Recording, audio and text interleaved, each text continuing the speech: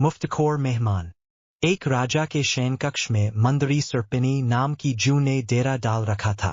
रोज रात को जब राजा जाता तो वह चुपके से बाहर निकलती और राजा का खून चूसकर फिर अपने स्थान पर जा छिपती। संयोग से एक दिन अग्निमुख नाम का एक खटमल भी राजा के शयन कक्ष में आ पहुंचा। जू ने जब उसे देखा तो वहां से चले जाने को कहा। उसने अपने अधिकार क्षेत्र में किसी अन्य का दखल सहन नहीं था। लेकिन खटमल भी कम चतुर न था। बोलो, देखो, मेहमान से इसी तरह बर्ताव नहीं किया जाता। मैं आज रात तुम्हारा मेहमान हूं। जून अतः खटमल की चिकनी चुपड़ी बातों में आ गई और उसे शरण देते हुए बोली, ठीक है, तुम यहाँ रात भर रुक सकते हो, लेकिन राजा को काटोगे तो नहीं उसका खून चूसने के लिए। खटमल बोला, लेकिन मैं तुम्हारा मेहमान है, मुझे कुछ तो दोगी खाने के लिए। और राजा के खून से बढ़िया भोजन और क्या हो सकता है।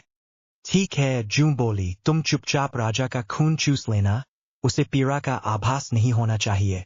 जैसा तुम कहोगी बिल्कुल वैसा ही होगा, कहकर खटमल शयन कक्ष में राजा के आने की प्रतीक्षा करने लगा। रात ढलने पर राजा वहां आया और बिस्तर पर पड़कर सो गया। उसे देख खटमल सब कुछ भूलकर राजा को काटने लगा, खून चूसने के लिए। ऐसा स्वादिष्ट खून उसने पहली बार चखा था, इसलिए वह राजा को जोर जोर से काटकर उसका खून चूसने लगा। इससे राजा के शरीर में तेज खुजली होने लगी और उसकी नींद उछट गई। उसने क्रोध में भरकर अपने सेवकों से खटमल को ढूंढकर मारने को कहा।